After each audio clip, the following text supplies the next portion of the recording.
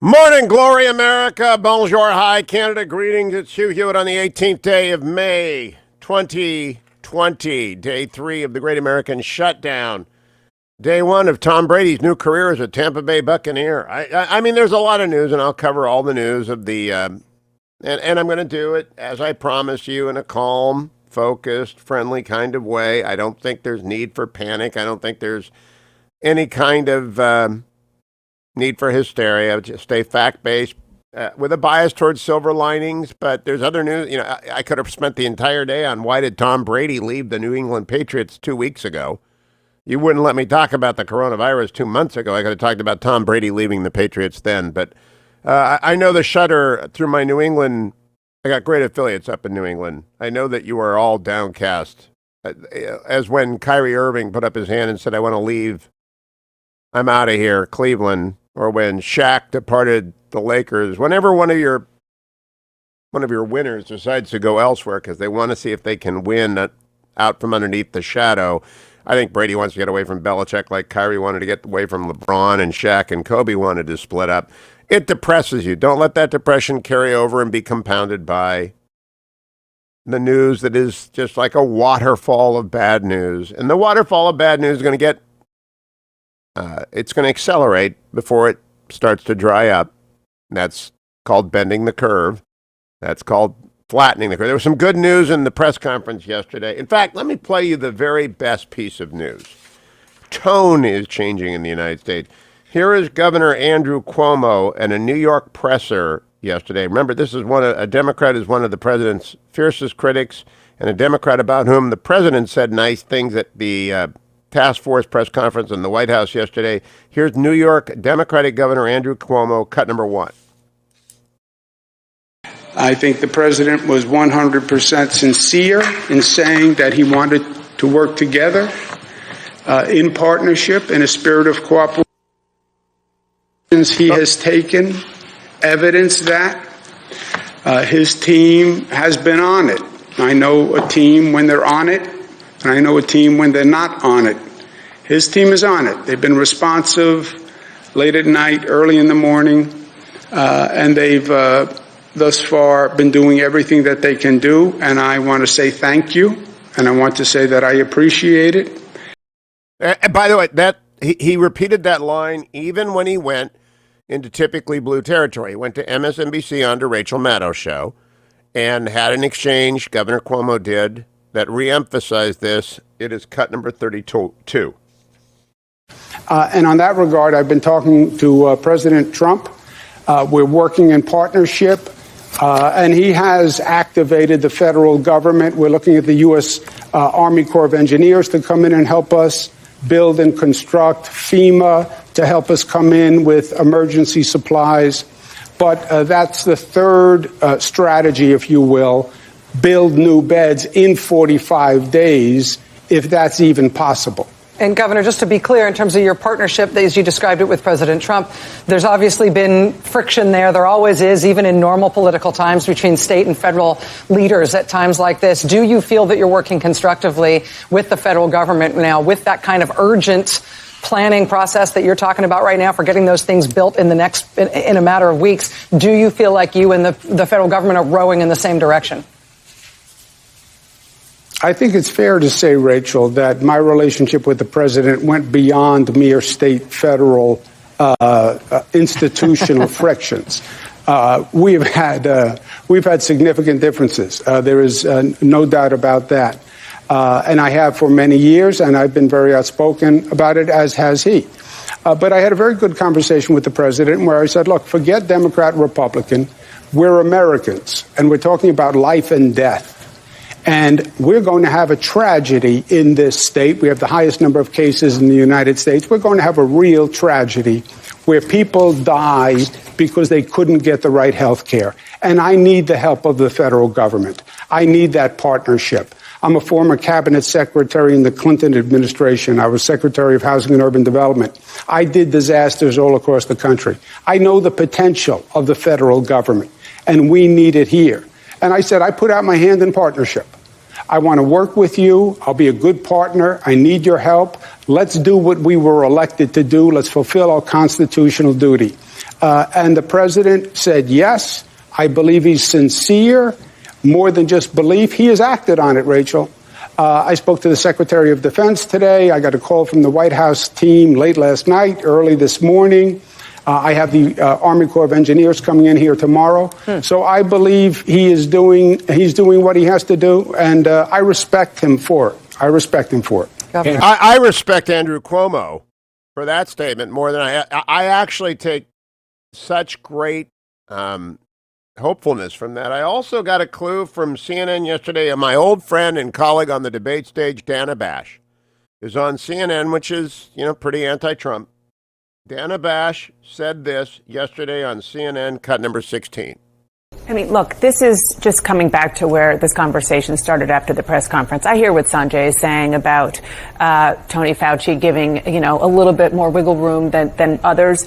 But if you look at the big picture, this was remarkable from the President of the United States. This is a nonpartisan. This is an important thing to note and to applaud from an American standpoint, from a human standpoint. He is being the kind of leader that people need, at least in tone, today and yesterday, in tone that people need and want and yearn for in times of crisis and uncertainty. That's really quite remarkable. For the courage. Dana always knows what's going on. She's one of the best journalists I've ever worked with, as is Jake Tapper, Chuck Todd. I know you people sometimes get upset with my Beltway friends, but they're great journalists, and Dana Bash just proved it. That generated so much backlash against her. God bless Dana.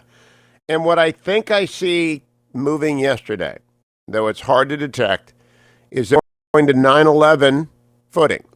And that's really good. Now, it's going to be another crazy day in the markets overseas. Let me do a market report. This is brought to you, by the way, by Birch Gold. And if there's ever a time to diversify, if you had bonds in your portfolio and they've gone up, you might want to move some of those immediately into gold because it's a great price point to get in. Go to hughgold.com, hughgold.com, or call 1-800-434-GOLD. If you want to buy gold, they only sell in increments of $5,000. I've urged them to drop that lower for people, but generally they don't think it's worth the effort for you to invest less than $5,000 in physical gold, because you have to really commit to getting a safety deposit box and protecting it, or you'll just lose it. $5,000, you can call them 800-434-GOLD or go to hughgold.com. But I see overseas everything is deep red, even though we had a great green day yesterday. And today we could have a green day when the president and if the Republicans move fast enough, which I'll be talking about in the next segment, the Republicans on the Hill have to move fast. They have to go big, go far, go fast. I have a Washington Post column about it yesterday. I timed it exactly right for when they began their deliberations. Leader McConnell is all over this. He knows exactly what he has to do. Every one of the 53 Republicans are committed to going big, go far, go fast. I'd also urge every judge who's going to retire to retire now so that they can get confirmations moving along and scheduled for the summer. I would encourage everyone to understand the Olympics are probably not going to happen on time. And I would encourage everyone to not worry. Don't watch the markets. Don't watch the price of gold. You have to do some fiscal reordering. But everything was down overnight. It's going to be a rough day on the markets. So don't forget, diversify. Do not sell stocks into a panic, please.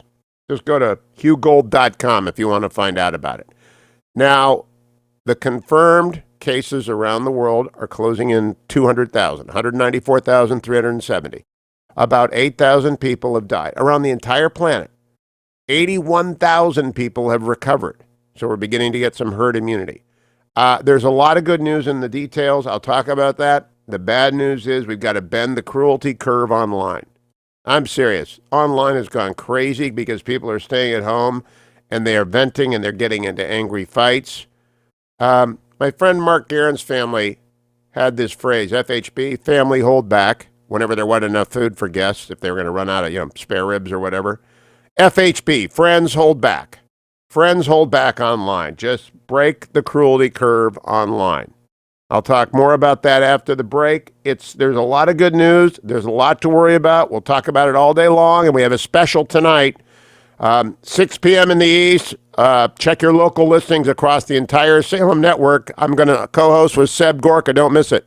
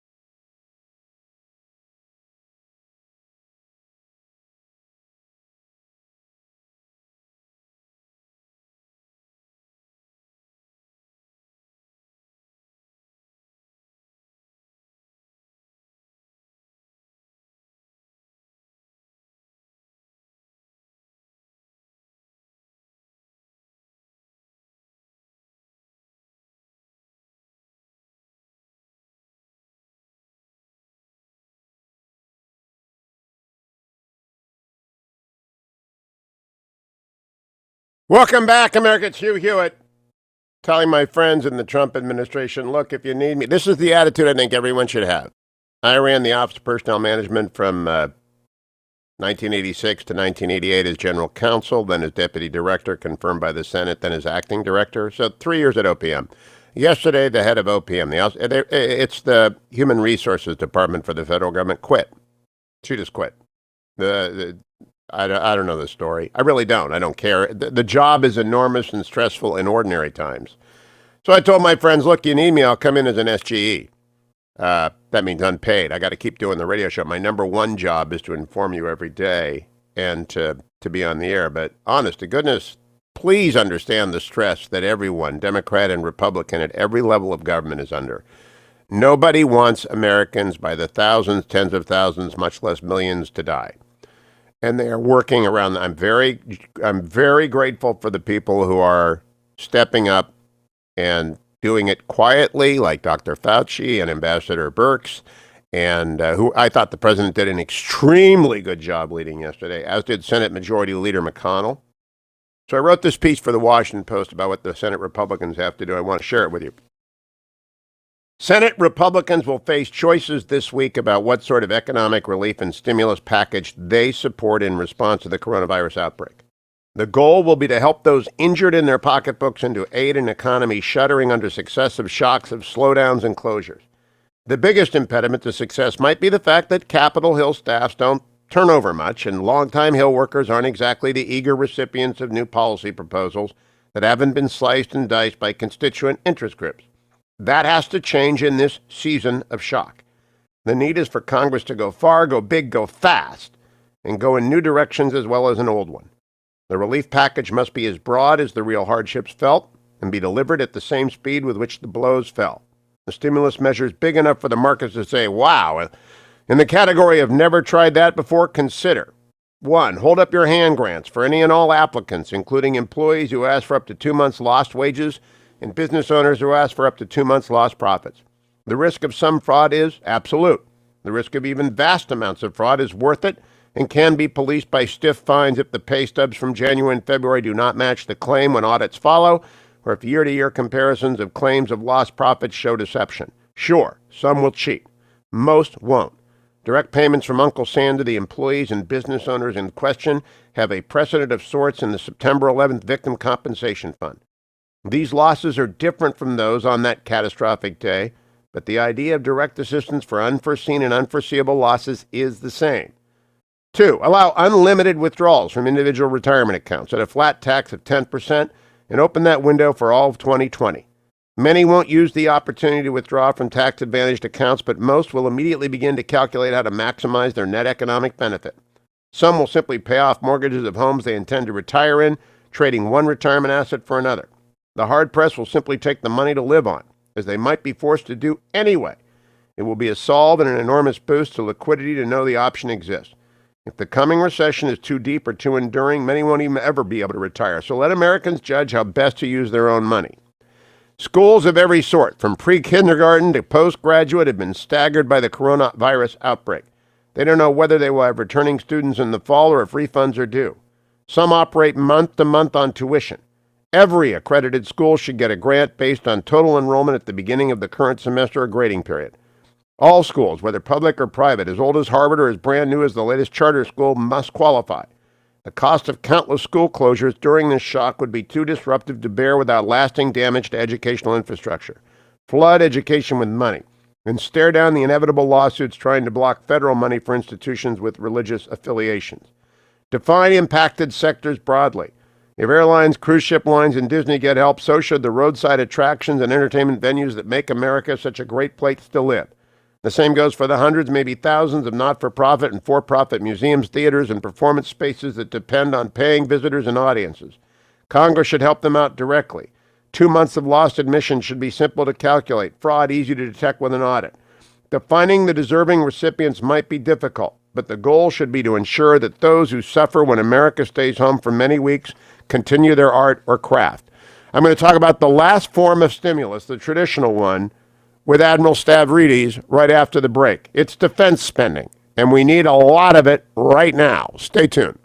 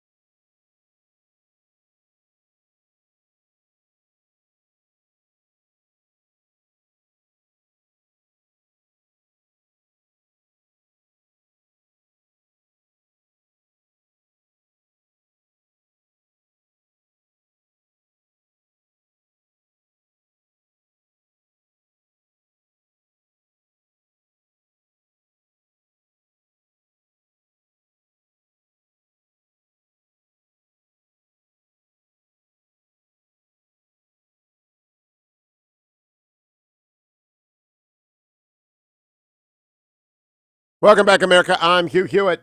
That music means Admiral James Stavridis is with us, retired four-star admiral, former Supreme Allied Commando of NATO, former commander of Southern Command, frequent guest on the Hugh Hewitt Show, author of many books that you can read while you are self-sequestering or sheltering in place. Admiral, good morning. We meet in a time of virtual war, I believe. Yeah, that's a good way to put it. And the invisible enemy is all around us. And so, I'm in Florida right now, like many people, picking a place. And we've got Laura and I, three 80-something parents down here. So we want to be close by them. So we're in Florida. And I think of this, in a certain sense, like a hurricane. It's coming at you. You kind of know it's coming at you. You're going to do all the preparation you can, but you got to just get through it. And you will get through it. But it is an unsettling time with a very difficult opponent. I wish, Admiral, that you and I, who talked about this at length in January, had been wrong, but we were right. It is unfortunate that I was wrong about Bernie and right about the virus, and you the same, but about the virus, not you didn't do politics. But now I want to talk to you as a man of war. You spent 33 years studying war. And in that first conversation that we had about the virus back in January, I reread it. You said it's useful that it is in an authoritarian country with the hope that an authoritarian country could stop it. It didn't. Does America need measures that look authoritarian, though backed by the rule of law, the police power at the states, at this juncture? I think we do. We are at that point, and I say that with sorrow, but clearly, if we are going to, as the phrase of the moment goes, flatten the curve, reduce the stress on the medical system, which I think is really the key to holding down massive numbers of deaths. If we're going to do that, we need fairly authoritarian measures. And back to China, they were not able to contain it within China because of early lies, falsifications, the tendency of the state to crush dissent of any kind. But when they decided to put real authoritarian means around Wuhan, around Hubei, they were able to significantly and almost immediately decrease the number of new infections. So I think we're looking at further stay-in-place kind of measures, whether this turns into a national level event or stays highly regional, I think is to be determined. But yes, Hugh, we're going to have to take a page from authoritarian books. No one likes that, but it's the right thing to do. But they will be fenced in by civil liberties and the courts. I don't want people to worry about martial law. Shelter in place and the use of the police power is not martial law, and I want people to understand the difference between that. You understand. You've traveled to 100 countries. You know the difference between the spectrum of liberties curtailed for a time and despotism. Indeed, and that's precisely what we will see here. And also, as you said up front, the courts are not going away. The military is not coming out of barracks and taking over. This is going to be a civil authority-driven, enacted under the laws of the land. And I think it's going to be, we're not headed for survivalism here. Even at the worst-case scenarios, we're going to be able to maintain order. We're going to have a number of deaths that the country could handle if we had to, and we can reduce those number of deaths. And, the estimates range from 1 million, 1.5 million, down to 200,000. But in any case, this is going to be a hard blow, especially for our elderly. And as Dr. Fauci, who is certainly doing heroic work, leading this effort for the nation in many ways, as he has said, we must be mindful of the most vulnerable among us, and those are the elderly. Now, I am back to your book, Sailing True North, and to Chester Nimitz and how he led. And I think his leadership style is so appropriate to this time. Now, I want to get to defense spending, but would you spend a minute on the Nimitz style? Because I know a lot of people are driving to win in the Beltway right now listening. I'd like them to hear about the Nimitz style because I think that's what everyone, Republican and Democrat, need.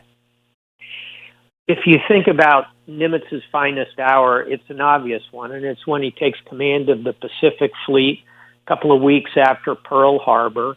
He has to fire his good friend, husband Kimmel, the admiral who was in command when the strike occurred.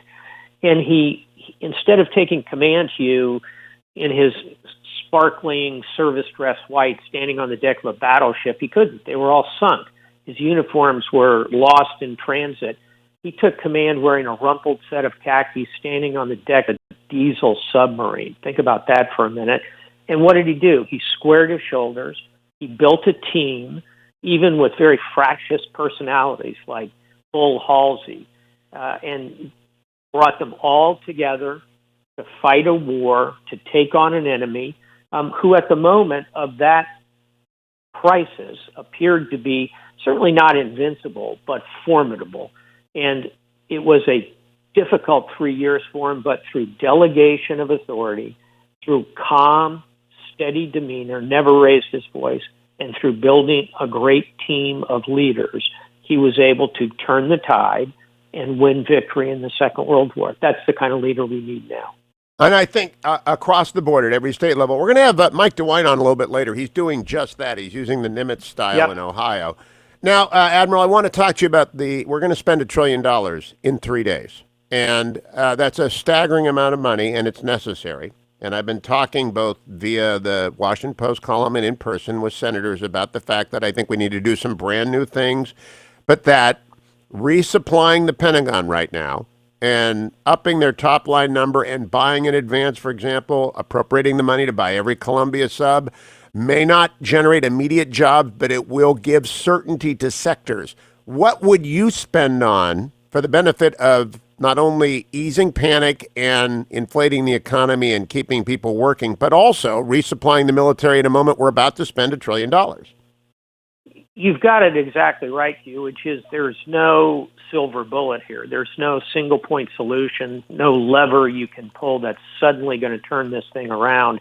I think, point one, put the money in the hands of the American public. Don't make good decisions. No one's going to take their allotment of cash and go out and do something ridiculous with it. They're going to spend it on durable goods. They're going to spend it on various things for the households. They're going to put it, some of it, I suspect, will recycle into the banks as savings. All that will be good for the economy.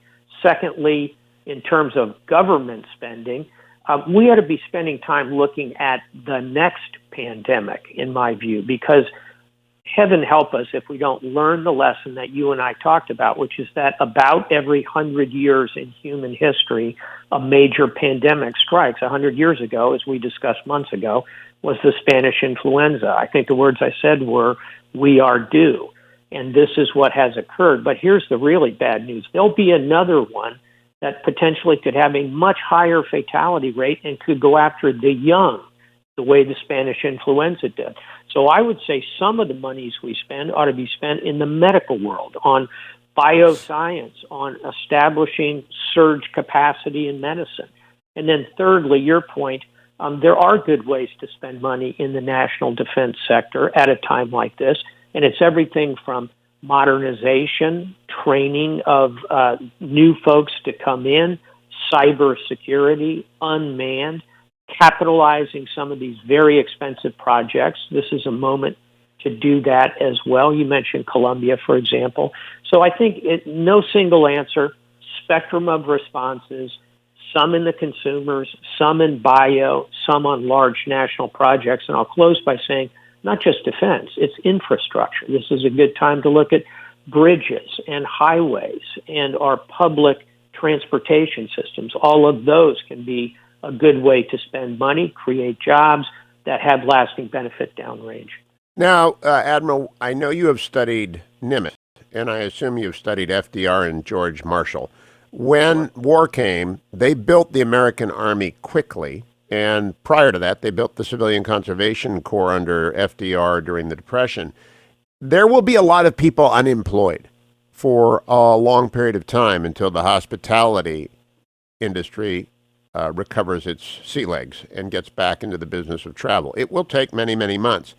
Ought the United States find a way to use the opportunity to take young people and give them training in a CCC kind of way, or a expansion of the paramilitary ranks, National Guard rank in some sort of way? I would agree. And we've had a conversation before about national service. I'm not for mandatory national service, but I'm for expanding opportunities to serve the country. So I'll give you a few ideas.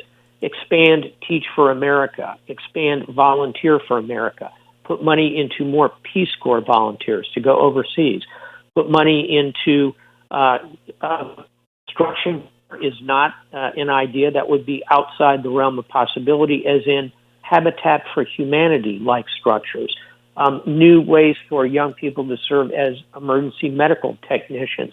Again, can we train a cadre of young people to be ready for the next pandemic? I just did a piece in Bloomberg on looking ahead to that pandemic that I think outlines some of these ideas. And your point, Hugh, using some of the funding and soaking up some of that manpower to be ready for the next pandemic alongside the other things I've mentioned. All of those make sense. They serve the country. They give people a sense of fulfillment. And if you're doing that in your 20s, your early 20s, it doesn't slow you down in the long voyage of life. I think that makes sense. And unfortunately, as we see the economic effects of this, medically, this will affect the elderly. Economically, it's going to affect the young. So we need to be thinking along these lines exactly to deal with potentially 10, 15% unemployment, God forbid. Now, my last question, Admiral, running low on time. I think the place to put the surge employment capacity is in the Army Corps of Engineers. I believe if you surge money into that, they will have the leadership structure and the civilian military co-branding, double-suited, double-butted, what do they call it, double-breasted agency, that they'll be able to absorb large numbers of recently employed or emerging from college or high school people. Do you agree with me on that? I think it makes sense. And if you look across the military, it's not just the Army Corps of Engineers. How about the Navy Seabees, who are construction experts, who deploy overseas, build clinics, wells, and schools? Hey, they could do that here in the United States. How about the Air Force Red Horse units, similar to the Navy Seabees, Army Corps of Engineers? The good thing is the military already has that command and control structure, can absorb young people for 1 to 2, even 3 years, give them real skills, and then release them back into the larger economy. I think it makes great sense. Admiral, keep coming back during this time of fear. You're always a voice of reason, and you've been right on this since it first appeared in China. I appreciate it. Thank you, Admiral. Time to take my daily dose of Relief Factor. I get my exercise in after the show. I hope you do too. Every day you can walk alone, you can run alone. You don't have to go to the gym, but you do need your Relief Factor. 4 pills. I got warm coffee. I do not have my coffee warmer. It's in California, but I got my warm coffee this morning, so I'm lucky. I carry curcumin, resveratrol, and omega. Got nothing to do with keeping the virus away from you, but it's very good for the temporary support of the minor aches and pains that will come from new kinds of exercises. Some of you are used to only one thing. You've been going to Pilates, you've been going to the gym. You can't go to the gym. You got to run, you got to walk fast. You got to get your cardio rate up, and Relief Factor will help those muscles that ache thereafter. Don't go anywhere. It's the Hugh Hewitt Show.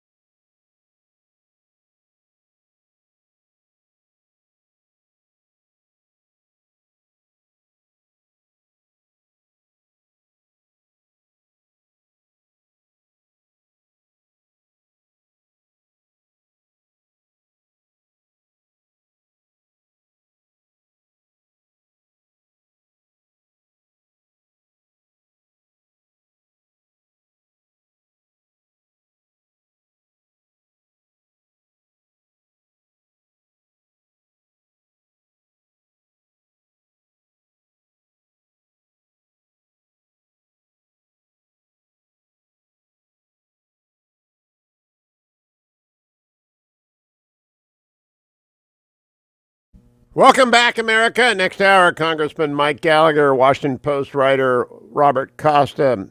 The following hour, Ohio Governor Mike DeWine, Florida Senator Rick Scott, as I continue to bring you calm, fact-based reporting about this crisis. It is nothing less than a crisis. Jonathan Swan from Axios just pointed me to an article, which I read during the break from the Wall Street Journal this morning, that I've tweeted out. How it all started, China's early coronavirus missteps. China's errors, dating to the very first patients, were compounded by political leaders who dragged their feet to inform the public of the risks and to take decisive control measures.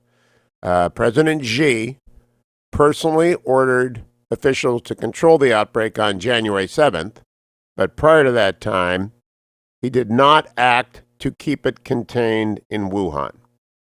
So, as you are angry over the next few weeks, realize it was the PRC.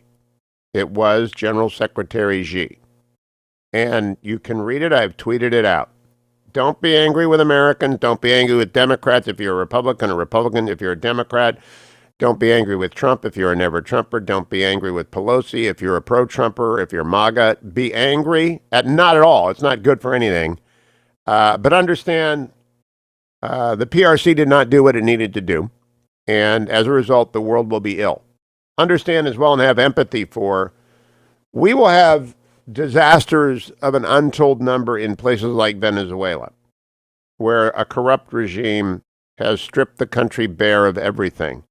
And when the disease arrives there, and it will, pandemics go global, it will take so many lives. It will be like Philadelphia in 1918. They will be stacking the corpses because they won't have time to bury them, and they'll run out of coffins. They haven't got anything in the country anyway. When it hits the refugee camps of Kenya or the favelas of Brazil, it will be a massive, massive trouble. You know, during this season of Lent, I always raise money for food for the poor. I would encourage you, even, you might have money, you just might not have any ability to move around.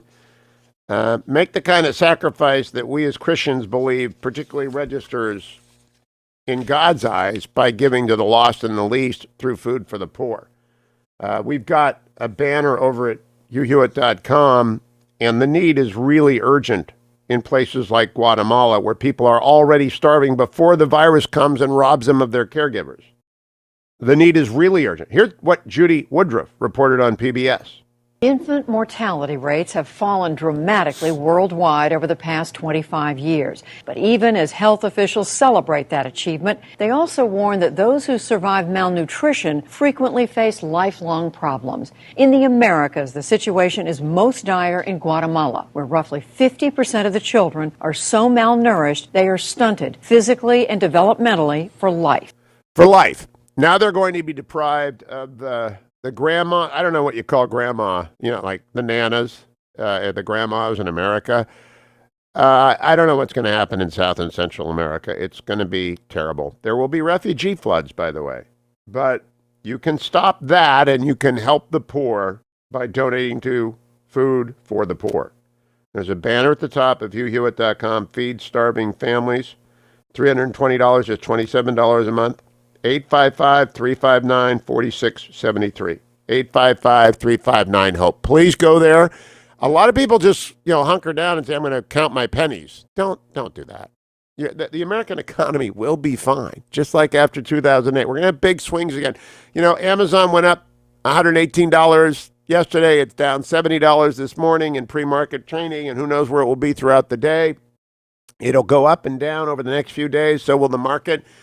We recover. We are blessed. We live in the strongest economy in history, with the best medical system in the world, with the greatest scientists at work, with industry rallying around the president and Republicans and Democrats sitting down and the lion lying down with the lamb. We have to bend the online cruelty curve, just like we have to bend the curve of spread, and we're going to do that. We're going to come together and be Americans, just like after 9/11 and during 2008. That's what we're going to do. But don't panic. Don't be upset with your local government. And please, online, I'm going to say this every hour. Join me this evening, 6 p.m. in the East, on this station in my mothership in Washington, D.C., AM 570, WAVA. I'm joining together with Seb Gorka, Dennis Prager, Mike Gallagher to broadcast a national special of calm and sweet reason. Salem believes in redemptive radio. We don't get angry with people. We try not to. I've lost my temper a few times over the years. I've been doing this 20 years. That's going to happen, and I apologize for that. But here's my resolution, the one I want you to take. Be kind when you're tempted to be cruel. Be generous when you're tempted to be miserly. Lean forward into helping as best you can without violating the rules, and please stay home. Had a long talk last night with the fetching Mrs. Hewitt, who is not with me. She's in California. And we decided to follow Dr. Fauci's advice and stay put. That's what you need to do. If you don't have to go out, don't go out. Read a book. Listen to, for example, HughForHillsdale.com. All of you homeschooling parents, we've got 400 shows with Larry Arnn and I talking about everything from Homer to Winston Churchill at HughForHillsdale.com. Listen to that. Don't go online and rage. Go on your knees and pray, and go to a library shelf in your house and get a book. Get your scripture out. Just bend the cruelty curve online and come back for hour number 2 of the Hugh Hewitt Show.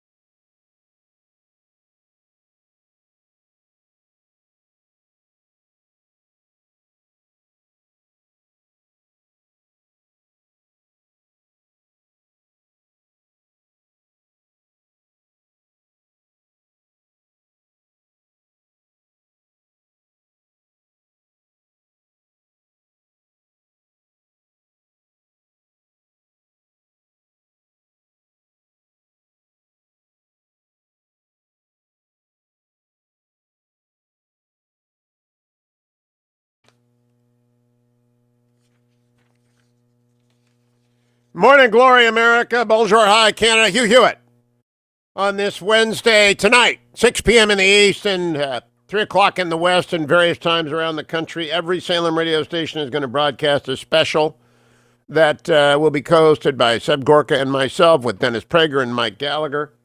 We are aiming to just make sure that our 6 million listeners a day to this show and the other millions who listen to Dennis and Mike and Seb and everybody else all get the same public health information, all stay calm, and maybe we can bend the cruelty curve a little bit as well online by urging the center right, which is our primary audience, that it simply socially distance itself from political conflict for a while. Tone it down. We'll have plenty of time when this is over to go back to business as usual. The President of the United States, by the way, tweeted.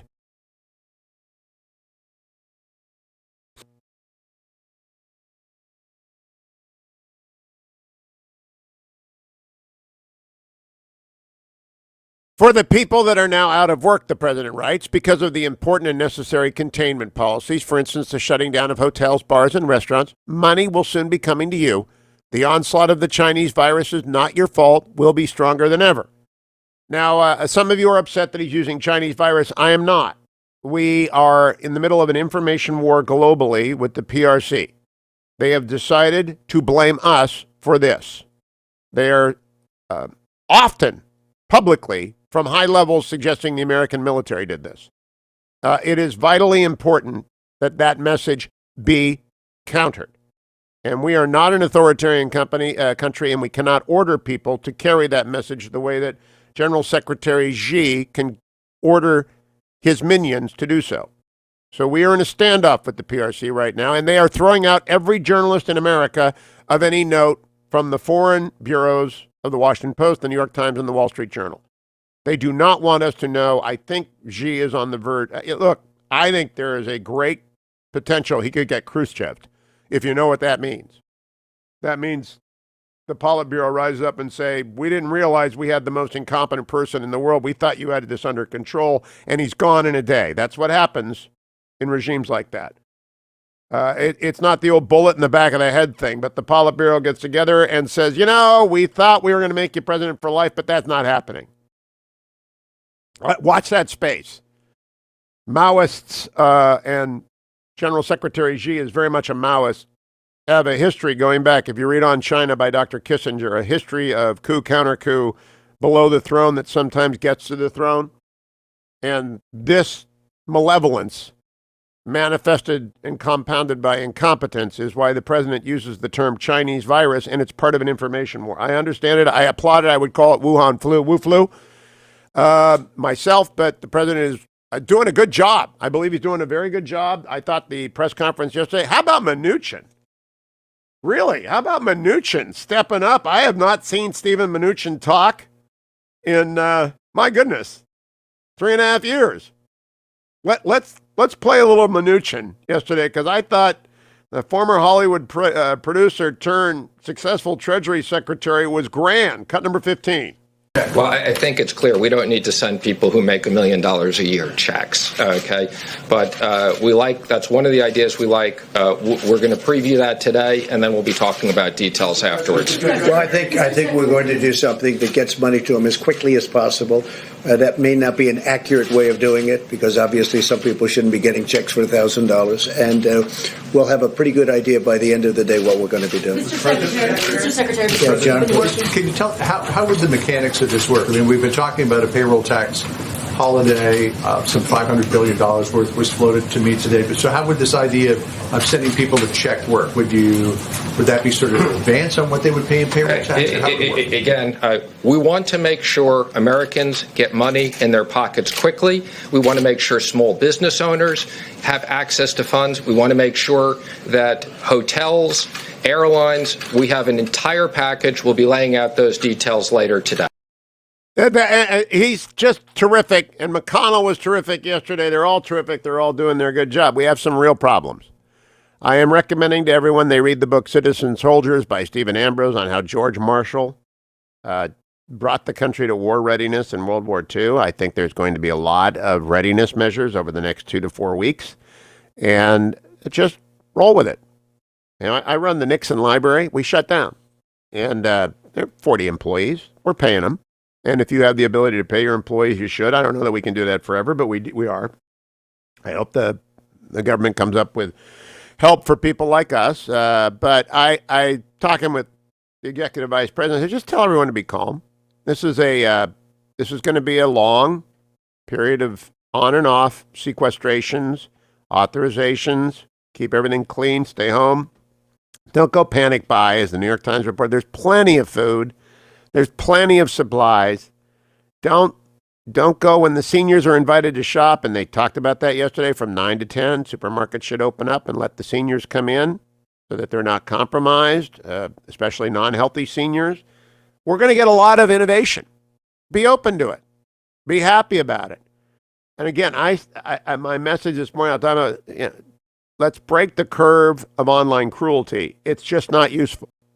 Put aside your prejudices, your hatreds, your political partisan bitterness, and simply find the good and praise it. Alex Haley said that.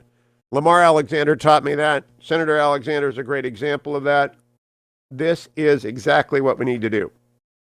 Now, I have some alarms that I want to sound in particular, because I have a network across the country that informs me, including, I'm not going to name the worker, a public service, an ambulance guy in San Francisco.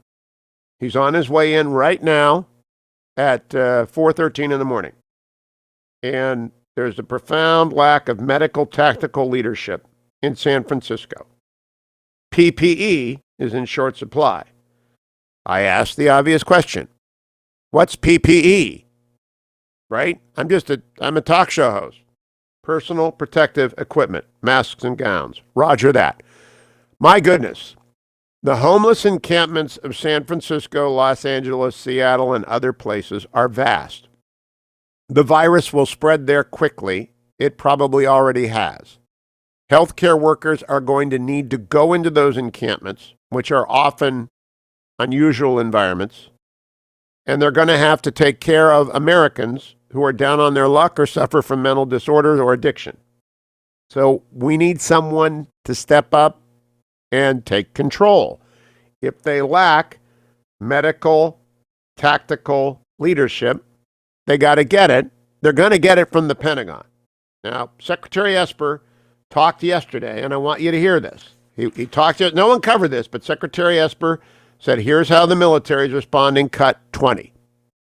At the same time, I want to assure the American people that the United States military remains ready and capable of meeting all of our national security requirements. I just returned from a visit to Fort Detrick to see firsthand how DoD doctors and scientists are advancing vaccine and treatment efforts to combat the coronavirus. I was briefed on the Army Medical Research and Development Command's cutting-edge COVID-19 response.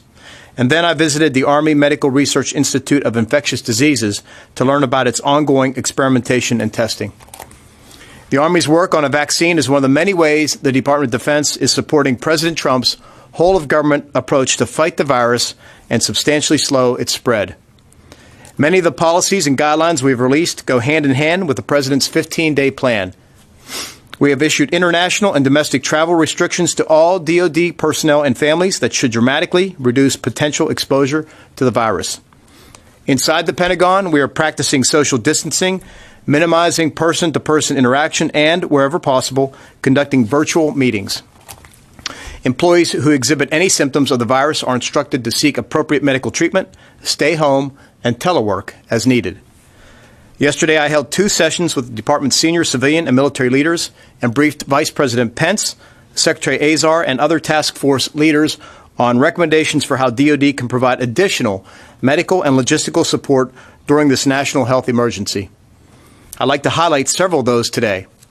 First, the Department of Defense will make available up to 5 million N95 respirator masks and other personal protective equipment from our own strategic reserves to the Department of Health and Human Services for distribution. There you go. They're doing it at the Pentagon. Secretary Esper is doing it at the Pentagon. And I want everyone to understand, lots of unusual stuff's going to happen. It's okay. It's really okay.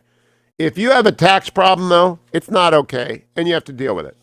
Axiom Tax Group. You're going to get you got an opening right now to fix these problems. The IRS is leaning into fixing problems, but you got to call Axiom Tax Group today, this morning. Axiom Tax Resolution is Perry Cronin runs it. He will help you get all your taxes filed. Right now is the time. They're just in the generous mood. They're trying to help everyone. So call 844-8-TAX-PRO. Your professional consultation with them at the beginning is absolutely free, or go online to axtaxhelp.com. 844-8-TAX-PRO. This is the time to get your tax problem resolved. I mean, like no other time before. They are leaning into making it easy for Americans to resolve it. Get Perry Cronin to advise you how to do so. axtaxhelp.com.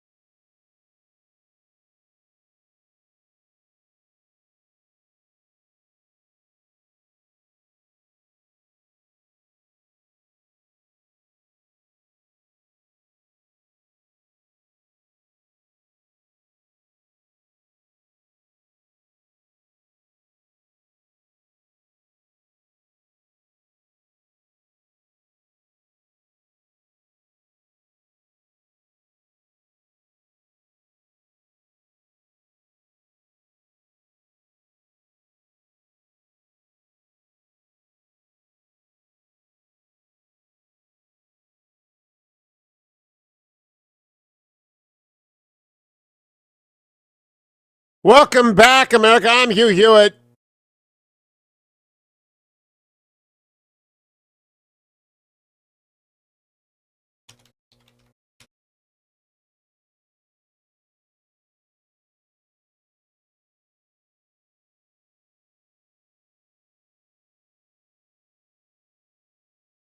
That's all I'm going to do is state my point of view. One of my points of view for the legislators driving in is that the president ought to receive authority in the relief stimulus package to hire a whole bunch of SGEs, special government employees, dollar a year men and women. FDR used that during the war. And we're in a war for a period of time. And, Bob Iger just retired from Disney. And the head of OPM just quit yesterday. What's that, Adam? Adam's whispering in my ear. Yeah, I know. And so Bob Iger just retired from Disney. And, okay, so you've got a man of immense ability, and you have a vacancy at OPM. He doesn't need any money. You call up Iger and you say, would you go run the Office of Personnel Management? It's the Human Resources Department for 2 million employees. I did that back in the Reagan years. I was the acting director, deputy director, and general counsel. And you go to Bob and you say, Bob, you need to serve the country, and here's $1. And he'll do it. And SGE authority needs to be radically expanded so you can get a ministry of all talents. Now, let's do a pre-market check brought to you by andrewandtodd.com. And actually, it's a market overnight check. They had a great day on the Dow yesterday. andrewandtodd.com, by the way, are Sierra Pacific Mortgage. They've never been busier in their life because even if you have a recession of 15%, that means 85% of the GDP is continuing. And a lot of people are looking for safe havens for their money, and they're buying real estate, or they're refinancing their real estate. But mostly they're buying. 10-year Treasury got up to 1% again. Markets are going to steady when Congress, the liquidity burst yesterday was so huge. Hey, we're printing money. We're going to hose the country down with money. Everybody's going to get money. And that's great. That's terrific. And the Dow may go up and down today, but it's just, you're going to get a lot of people bargain hunting. And andrewandtodd.com, that's my on-the-ground eyes and ears. They're overwhelmed with people who want to buy property. They got assets. America was very wealthy and healthy and economically strong when the virus struck. That's the good news. Gosh, if it had hit in 2008, I don't know what we would have done. And there are enough printing presses in America to print the amount of money. We're doing helicopter money right now, and that's fine. But it means that they're lending. They're lending. 888-888-1172. Call Andrew and Todd and get it done. But I look over at gold. Gold's below $1,500. Oil is at $25 a barrel. We're going to fill the Strategic Petroleum Reserve. That is terrific. There's lots that can be done as the stimulus firepower is brought to bear. But let's also go get the executive talent needed. If we need andrewandtodd.com, they ought to get an SGE. And SGE, by the way, allows you not to have to divest stocks. Iger probably has more conflicts of interest than the world can imagine. He's probably amassed quite a fortune. But he's a brilliant executive. I mean, a brilliant executive. So why wouldn't you go get him for $1 a year and waive the conflict of interest rules for 6 months? 6 months. OPM, you got to have someone run OPM who's competent. It is the nation's, it's the federal government's HR department. I was there in 1987 and 88. 1986, 87, and 88. I was astonished by the complexity. I had 50 lawyers. Then I became the deputy director, and I had 6,000 employees and a budget of billions. It runs the health insurance plan for all 2 million people. It runs the security. It runs everything, and it hadn't been run very well under Obama or under Trump. It's hard to find people who want to do OPM. It really is. Ask Iger to run OPM. But you got to make it easy for him to come in and go out. You can't make him divest all of his holdings. You can't make him like we normally do. Ramp it up, and the authority to do that's got to be in the relief stimulus package. When I come back, America, I talk with Representative Mike Gallagher of House Armed Services Committee. He'll tell us how to spend the money. Don't go anywhere. It's the Hugh Hewitt Show. This portion of the Hugh Hewitt Show is brought to you by Axiom Tax Resolution.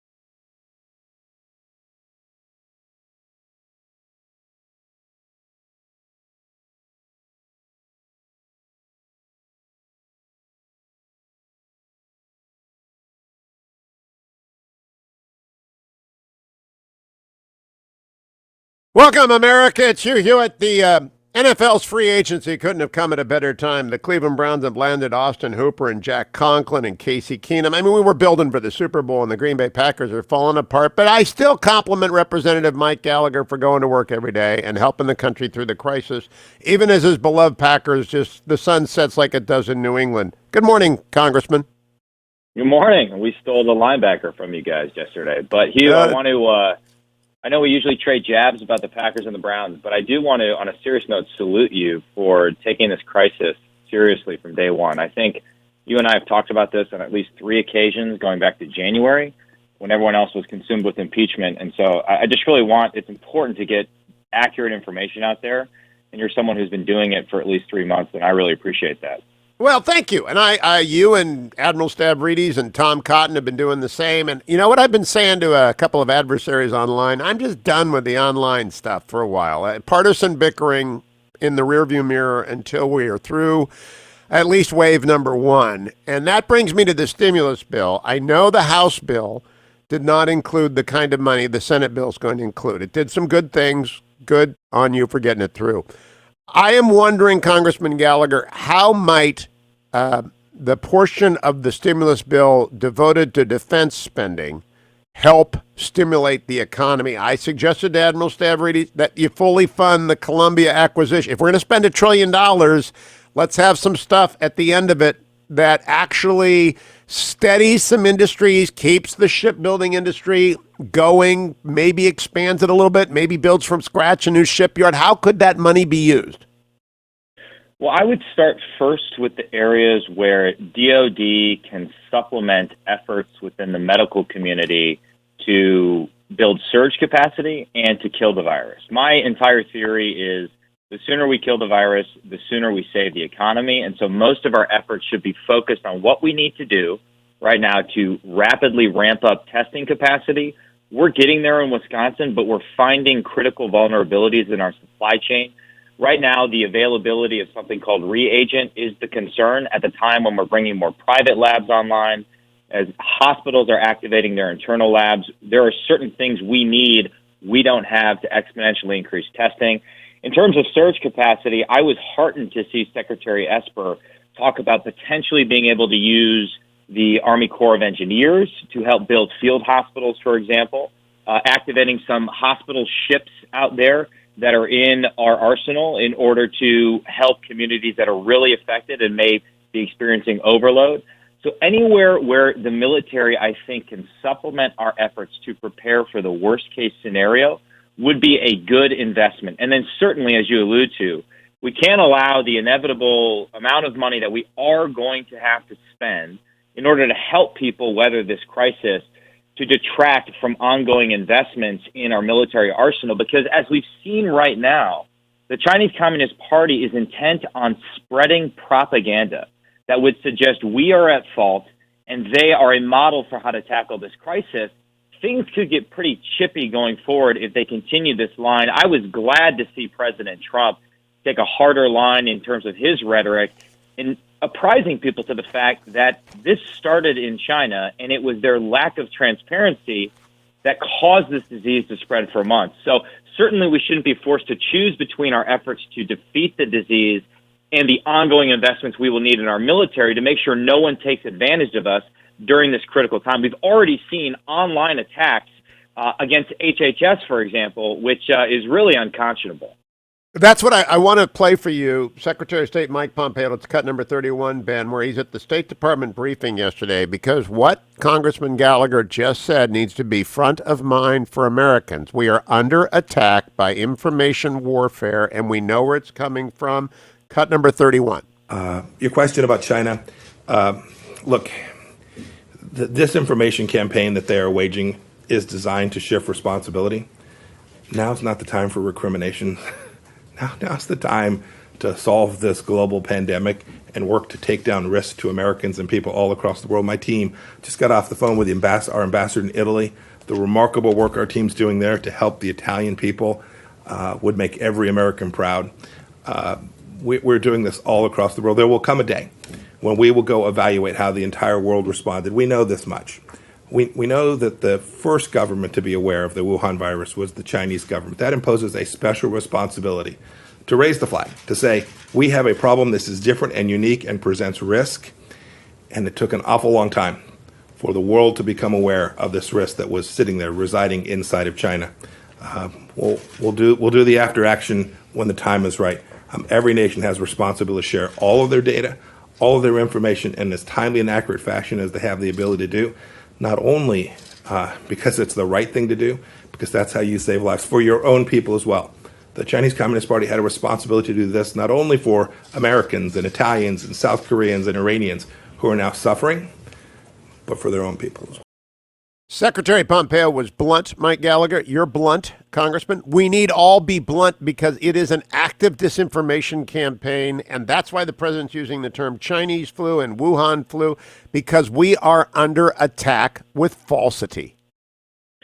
100%. Let me be even more blunt. You could say that China lied and people died, Hugh. The virus is probably the result of incompetence at the Wuhan virology lab. It spread within China because the CCP jailed journalists, welded people into their apartments. The University of Southampton found that there would have been a 95% reduction in cases and less spread if Beijing had intervened 3 weeks sooner. Now they've kicked out all U.S. journalists. I don't think the Soviets ever even went that far during the Cold War. The virus then spread to the rest of the world because China pressured vulnerable countries to keep their borders open. We thereby lost critical time in stopping the spread. So I do think when the dust settles, particularly as we're seeing Chinese state-run media agencies go so far as to threaten to shut down pharmaceutical exports to the U.S. and plunge America into, quote, the mighty sea of coronavirus, we do need to lead an investigation in concert with our Five Eyes allies and include Japan and South Korea and Taiwan into how this all began. We've done this before. We did something similar when the North Koreans sunk a South Korean ship in 2010. We need full transparency. And second, I would go so far as to ban any product that China stopped shipping during the crisis. The message should be that if you didn't give it to us when we needed it, we won't buy it from you afterwards. And Boy, that's an excellent idea. That is a superb idea. A lifetime ban, a generational ban on anyone that does not sell us what they have available to sell. And that's going to be part of a broader effort to responsibly decouple key parts of our economy from that of the Chinese economy. Because as we are painfully discovering right now, if you have a supply chain that leads back to Beijing, it is inherently vulnerable. This should, if anything, accelerate our efforts to ban CCP-dominated companies like Huawei from dominating 5G and global telecommunications, which would give them the ability to shut down entire networks and thereby inflict a similar level of health and economic damage on foreign countries. We have to shore up our medical supply chains. I have a bill with a progressive Democrat in Wisconsin that would give the FDA authority to get information about supply chain vulnerability. But I think at the end of the day, we are going to have to prevent pharmaceuticals from researching in China. If you can't properly manage the Wuhan virology lab, we can't trust you with pharmaceutical research. And finally, Hugh, I just would say there's a lot we could do to draw upon the strength of our capital markets, where we have $35 trillion under management. Our federal thrift savings plans should not be allowed to invest in Chinese companies. In many cases, military retirements are being invested in Chinese defense companies that one day could be used to kill members of our military. And finally, I would say if Chinese firms can't verify audits and financial disclosures or comply with sanctions, they shouldn't be allowed to list in U.S. markets. So I think, a year from now when the dust settles, we are good. The idea of decoupling is going to be the most important thing we can consider going forward to strengthen our economy.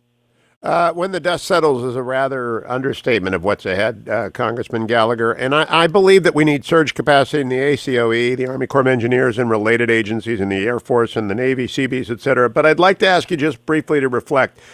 The world will be rocked. Places like Venezuela have no capacity to deal with this virus, and it will get there. I think of the slums of Rio de Janeiro. I think of the Dominican Republic. I think of the Kenyan slums. When it hits the very poor, the very distressed, it will be awful. There will be social unrest. What ought the American Pentagon be planning for in terms of getting Americans out of various countries?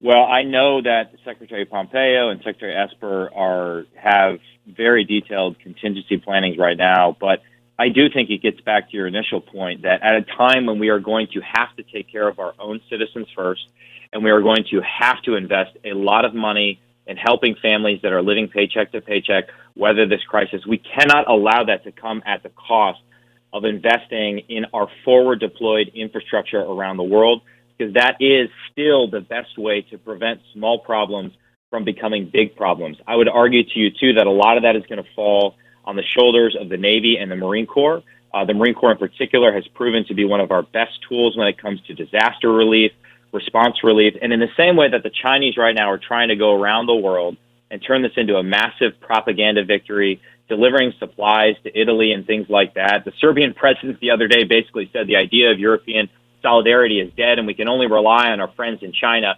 We need to be waging political warfare and information warfare. And the best way to do that, the best way to give life to your soft instruments of power are to have them backed by hard power, and that is the U.S. military. And so we cannot disinvest in the military precisely at the time when not only we need it in America, but the entire world needs us to act like the leader of the free world. Can I also ask you at the end here about the mood in the House? We're in an intensely partisan time. It's happened before, 68, previous times. In the passing of the bill, have you noticed a downtick in partisanship that is incumbent upon everyone to adopt? I think there are a lot of people that want to do the right thing. I think everyone wants to come together during this time of crisis. However, I will say there are a lot of members, myself included, that are a bit perplexed that we passed something that was very flawed and didn't go far enough and then left town. I think we should be in session, emergency session. The American people need us there because this won't be the last thing we have to pass. There's going to be other measures we need. And the idea of having 435 people flying back and forth across the country, many of whom are in that uniquely vulnerable population for the virus, I just think is irresponsible on a lot of levels. We need to stay there. We need to work together, and we should be kept in session until we weather this crisis. Excellent idea. Congressman Mike Gallagher of the House Armed Services Committee, always a pleasure, my friend. Don't go anywhere, America. Stay here. If you have the symptoms of COVID, by the way, it's fever, cough, and shortness of breath. All right, fever, difficulty of breathing or shortness of breath, persistent pain or pressure in the chest, confusion, inability to get yourself going, bluish face or lips. Call your doctor. Seek medical advice. Do not hesitate. Call your doctor and get help.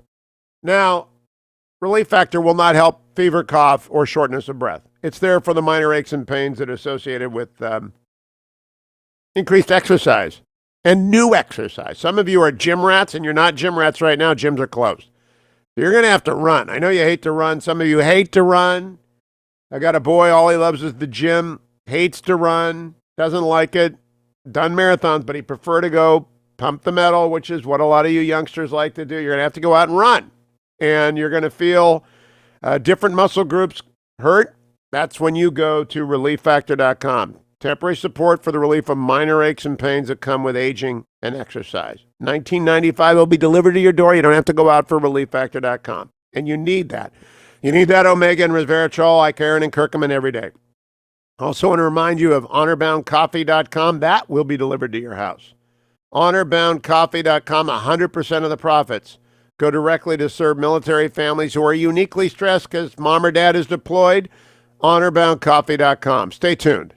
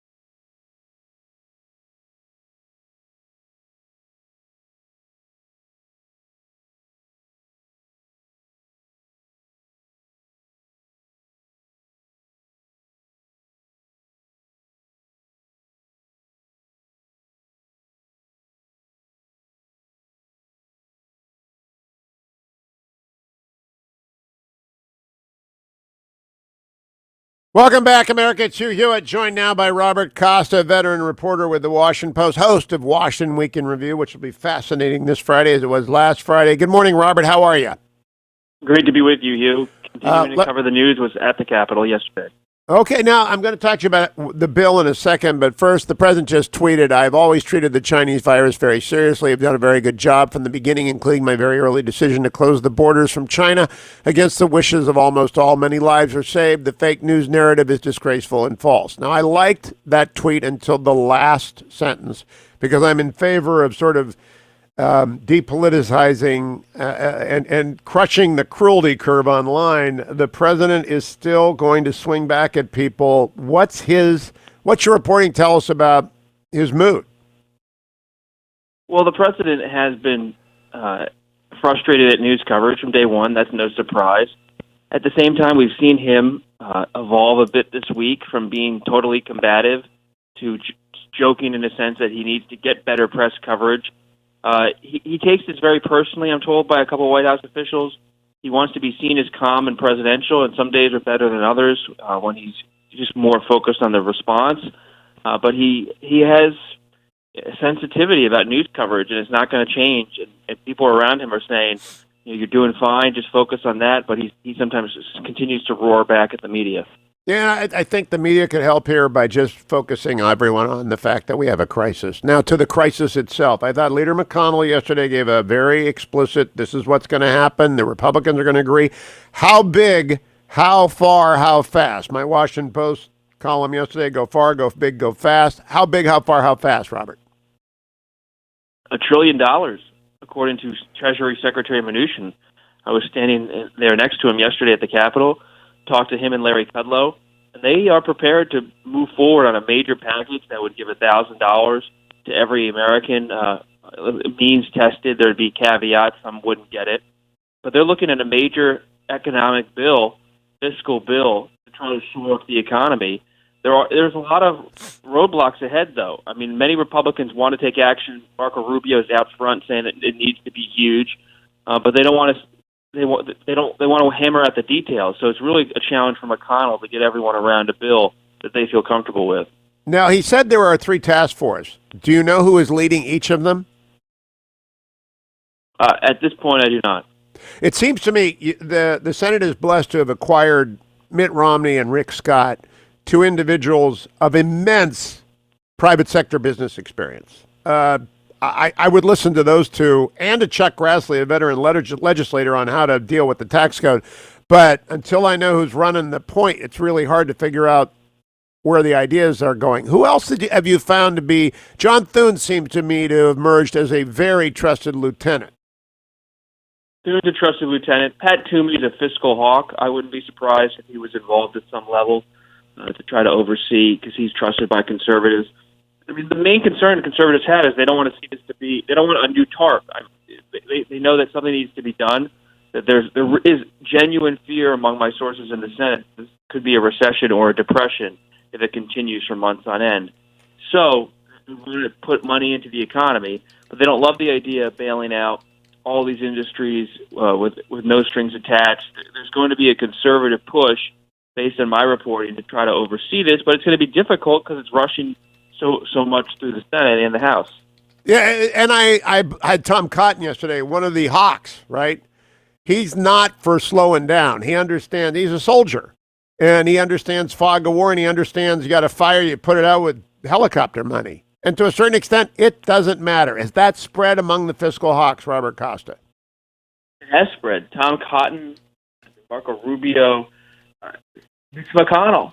They're moving ahead. I mean, I've covered capitalism for 10 years, never seen anything like this, where conservatives are so quick to say, we need to spend money, and we need to spend it now. It's a national security issue. I think people are getting that finally, and they're going to begin to do it. Now, Robert, I have not seen on camera much Larry Kudlow. I've seen nothing of my friend Robert O'Brien. I've seen nothing of Jared Kushner. What is your reporting on the role of those 3 in coronavirus response? They're all very much involved. Kudlow's at Mnuchin's side, making the case to the senators yesterday, along with Mnuchin. Jared's working with Azar and his own friends and colleagues in the administration to try to be helpful but they're low key publicly because they're trying to let President Trump be the face of the response. And the last question, I think Governor, now Vice President Pence, has been superb in a supporting role, best supporting politician. What do you make of his performance? He is the yin and yang of President Trump. President Trump has a totally different style than Vice President Pence. And Vice President Pence, as a former governor, knows how to give news conferences, coordinate meetings. He has been, in the eyes of my sources in the administration, a steady force throughout this entire process, someone who, especially the non-political officials, can turn to and have candid conversations with, because not everyone is totally simpatico with President Trump, who's to say the least, a unique personality, but Vice President Pence has been accessible more than anyone. And Robert, quickly, I hope everybody in the Costa extended family is fine. They are. Thank you very much. That is good news. That is good news. Greet them for me. I've seen them occasionally around town, and I hope they are doing great. Don't go anywhere, America. Ohio Governor Mike DeWine joins me next. He is leading point in the Buckeye State and setting an example for 49 other governors. Stay tuned.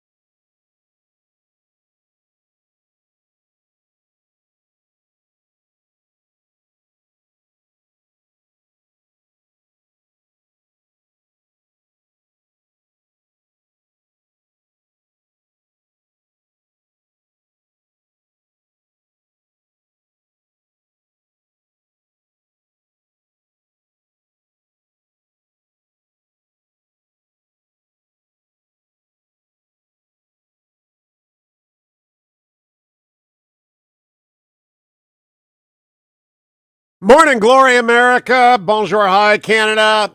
I'm Hugh Hewitt on day 3 of a crisis that will extend for a long time and actually began back in January when I began talking about it. I'm so pleased to welcome Ohio Governor Mike DeWine. Good morning, Governor. Hugh, good to be with you this morning. Thank you. Well, when the cry went up among elected and appointed officials, Avengers Assemble, I really didn't expect that it would be you, Amy Acton, your health director, and the awesome Marla Berkowitz who would emerge. I mean, are you surprised by the fact you become a model of leadership for the country? Yeah, we're just focusing on what we need to do every day, and of course, as you may know, Amy Acton hails from the same area that you do, the Mahoning Valley. So. Yep. She's been just a superstar, and I'm just so glad that we have her. She was actually my last cabinet person to be picked because I knew that we needed.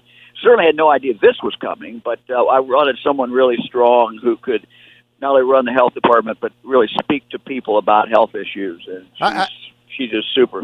I'm just praying she's not from Howland High School. I don't think she's a Kennedy graduate. I'm just praying she's not from Howland High School. Yeah, I don't know. See, I don't know. I'll ask her today, though. I'll see her in a few minutes. I'll ask her. Governor, what I want to talk to you about is not the actual specifics of the pandemic. I want to talk to you about leadership, because what you've done in the last month has impressed the country, as has many other governors. It's not exclusive to you, but you have been a real model of this. Would you tell us, and thereby inform other people in leadership positions in private and public sector, how you go about your day and what your goals are to deal with a crisis that is exploding? Well, our goal has been to try to get ahead of this, and you can't really get ahead of it. But, you know, what I've done, Hugh, is I assembled a group of 14 doctors in Ohio, but we all, as consultants, early on in this. Dr. Acton is just great. She also has other connections around the country. So I've been on the phone with other doctors, other modelers, people who model these pandemics, and that's really where we've gotten our information. And the message that kept coming back to us, particularly from the people who model these pandemics, is you have to move early. And if you don't move early, you're going to kill a lot more people. And that's just, so what we do every single day is to try to, do everything we can to make the right decisions. Because the example that I've given, and it's not original to me because it's a part of our history, and that is St. Louis in 1918. This is 102 years ago. This was the pandemic. This has killed so many people around the world. And St. Louis, they got it right. They moved within 2 days of actually knowing what was going on. They shut everything down. They shut the churches down. There's a kind of interesting side note. The bishop was upset apparently with the mayor, but eventually everybody got on the same page and they got what needed to be done. Philadelphia, on the other hand, they got it, but they got it 2 weeks later. In other words, they figured out what to do 2 weeks later, just 2 weeks. And the death rate in Philadelphia was dramatically higher than it was in St. Louis. So it's drilling down on the facts. And I'll tell you, Hugh, you asked about leadership.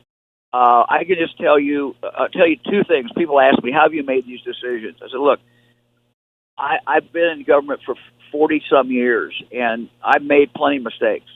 And the mistakes that I have made have been primarily, as I go back, and I got my own list in my own head. I won't share it, but I know, where I've made mistakes. But they're caused generally by not having enough facts, by not consulting the right people, by not drilling down, by not asking enough questions. And so what I resolved to do in this is just every day keep asking the question. What else can we do? Are there other things we need to be doing? Every morning when I walk in with our team, that's my first question. What else can we be doing?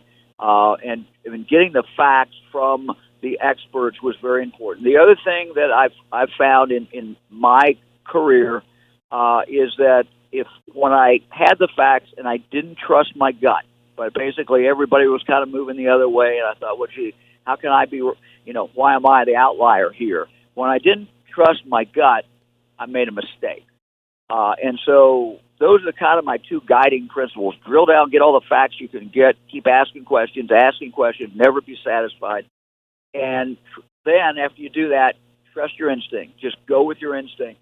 And my instinct throughout this has been we got to move faster. And so I'm literally going to walk in the office in a couple of minutes, and I'm going to be going right back at that. I'm going to say, okay, what else do we need to be doing? What are we not doing? So that has been important. I also felt, Hugh, early on that I needed to be a communicator to the people of Ohio. That part of my job was to tell them the truth, tell them, what we all had to do. And so we've never tried to sugarcoat this. We've never tried to cause panic. My experience in life is that when people understand what's ahead, they won't panic. They'll deal with it. It's the unexpected when they don't know what's coming. It's the something behind the curtain that really, gets our worst fears. So telling people what's ahead, telling people, how bad this is, telling them what we know, telling them what we don't know, has been what we've tried to do. So every day at 2:00, we do a press conference, and it's not just me. Today, my wife Fran's going to come in, talk about some of the things that people can do when they're holed up in their house with the kids, and she's going to talk about the Dolly Parton Imagination Library, which Ohio is a part of, where kids get 0 to 5 get free books in the mail once a month. And I'm going to also probably bring in today Lori Chris, who handles our mental health issues. She's going to talk a little bit about the mental health side of this, because this is a time sometimes when people get depressed. People don't have the social interaction they had. So how do you compensate for that? So every day at 2:00, we're doing this type of information to the public, and it's kind of crazy. I walked in with my granddaughter Caroline and Izzy last night, and we've stopped restaurants, but we allow carryout, and so we wanted to kind of promote carryout, and we also wanted to get some Irish food, so we went to a pub and did a carryout in Dublin. I just happened to see a couple people there, and they said, "Hey, we're watching your show at 2:00 every afternoon." It's kind of crazy. It's like, really? What? Why? What are you doing? But people are looking at that as a way to get the latest update, and it's important for me to have credibility. I can't sugarcoat it. I got to tell them the truth every single day. Governor, people as varied as my friend Aaron Bear and my online friend McNeil, who's great, they love that you are over-communicating and under-complaining. It's a model of over-communicating and under-complaining that I think people could replicate, and you're going to deploy your secret weapon in Mrs. DeWine. But I found out yesterday when CNN actually did a story on something called WeConnectRecovery.com. I didn't know. I hadn't thought about the people in recovery who need meetings and can't get to meetings. Well, think about that.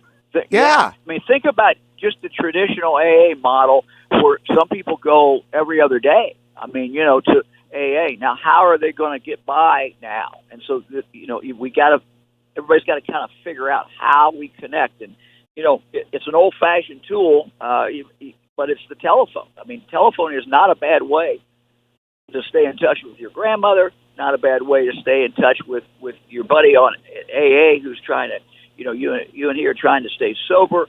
And so we also have other tools. We text now, we do the internet, but people staying connected is a really important part of what has to occur now. You might let people know about, I just found about yesterday on CNN, WeConnectRecovery.com. Now, Governor, let me ask you about two other things, because I think you can model this as well. We need to flatten the virus curve. Everybody knows what that means now. I think we also have to flatten the cruelty curve online, and we need to flatten the partisan curve online. Do you agree or disagree? And are you seeing that in the Buckeye State? Yeah, we really do. I mean, we're in this. We got to look at this as a war. We've been attacked, and we have to all pull together. And so these are tough times. They're going to stay tough times for a significant period of time. And so, we're all in this together. Is my message every day. We're all in this together, and that's important. Hey, Hugh, give me that name again, because I want to talk to my director of mental health about the issue. Tell me what you just read there. It's www.weconnectrecovery.com. And I watched them on CNN yesterday, and they were terrific. Weconnectrecovery.com. I said, it had never occurred to me.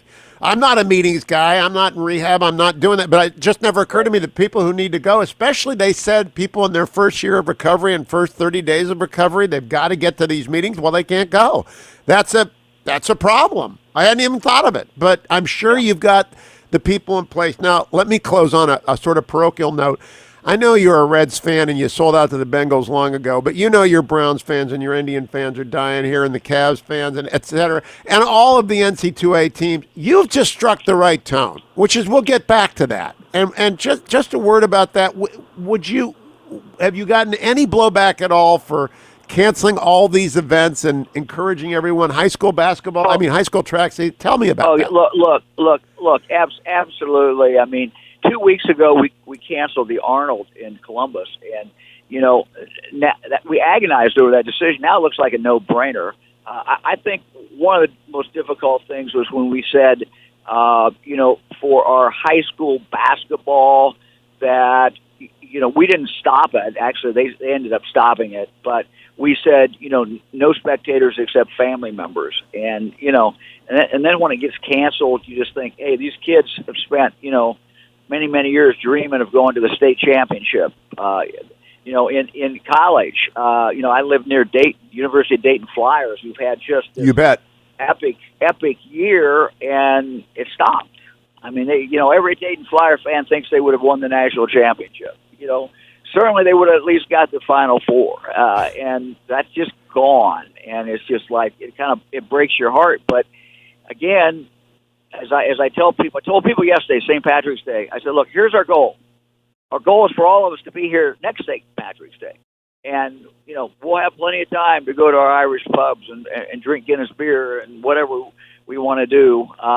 My wife did compensate, Fran. When I got home last night, she had soda bread. Oh, my God, Irish soda bread. It was like to die for.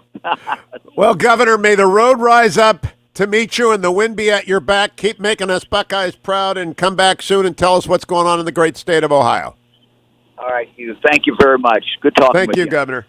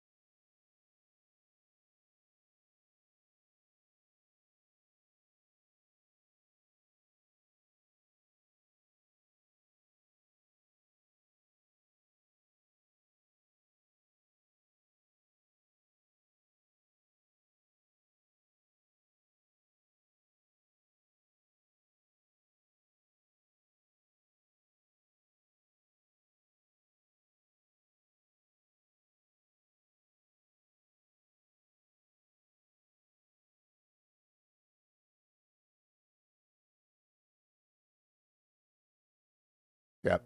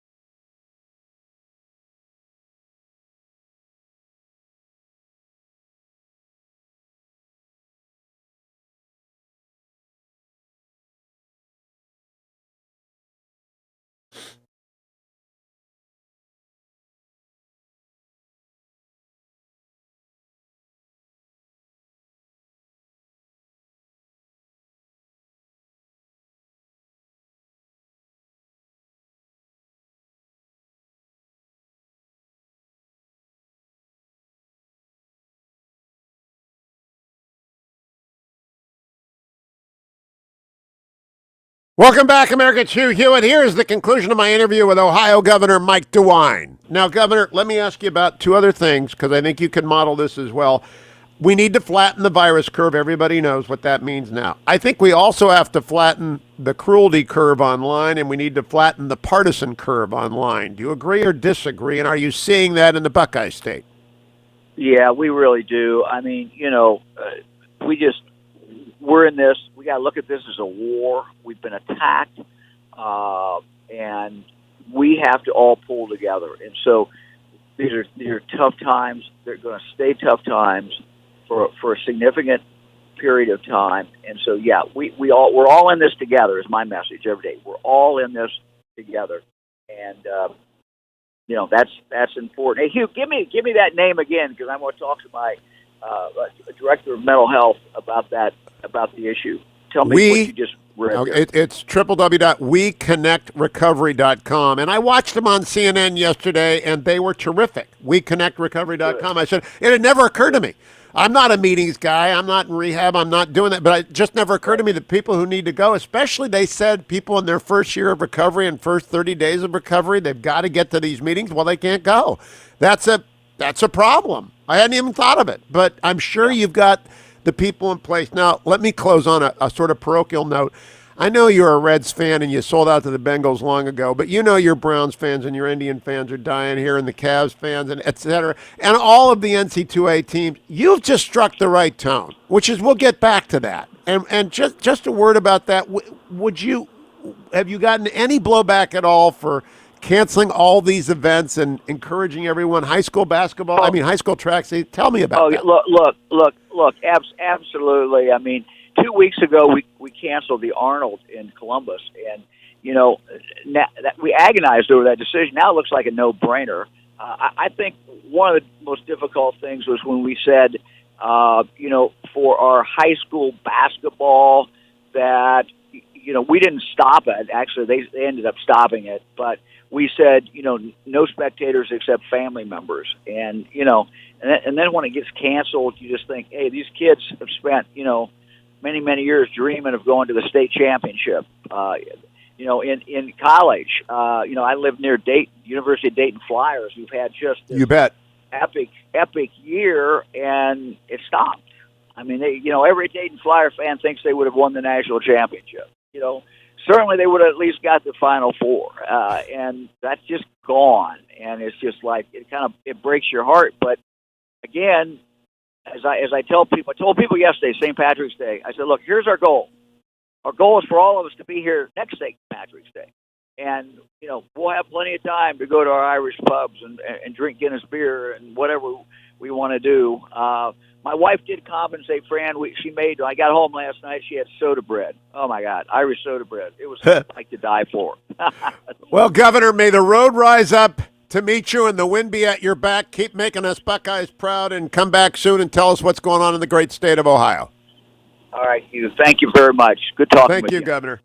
I'm just worried that his director of health went to Howland High School. Or Mooney, the two nemesis of my youth. Howland High School, I don't know if it's accredited anymore. That's a joke, actually. It's a wonderful high school, but they're the rivals of John F. Kennedy High School in Warren.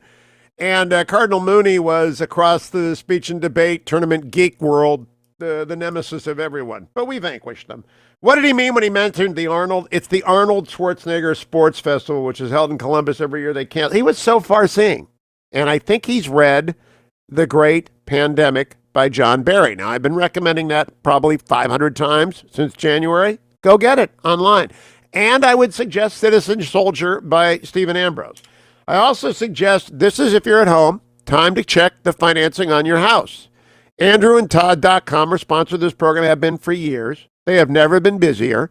I think it's because people are at home and they're saying, I wonder if I can get a good interest rate on my house right now. And they are still doing refinancing.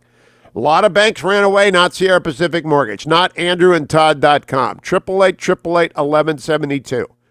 Give them a call. Better yet, go online to AndrewandTodd.com. Answer a couple of questions.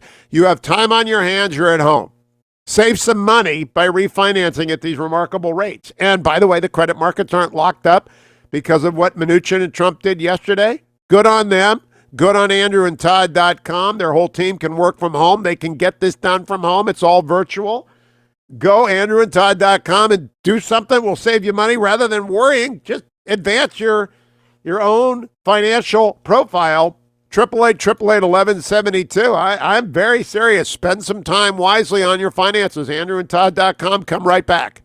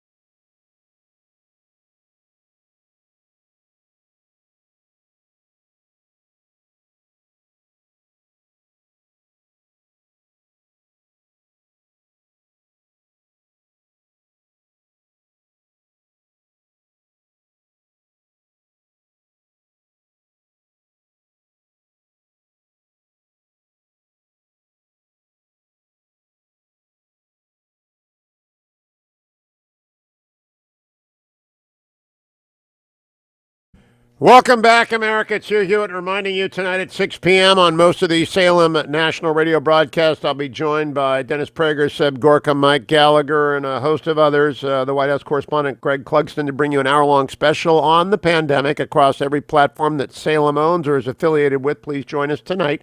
Right now, I'm joined by Senator Rick Scott, who will be in the thick of crafting Phase 3, as Senate Majority Leader Mitch McConnell called it yesterday, of relief and stimulus. Good morning, Senator. Welcome. Good morning. The biggest thing we can do is figure out how to, if we want to do stimulus, get the coronavirus deal fixed. I mean, that's way more than any money we're going to spend. If we can figure out how to fix this, people are going to get back to work.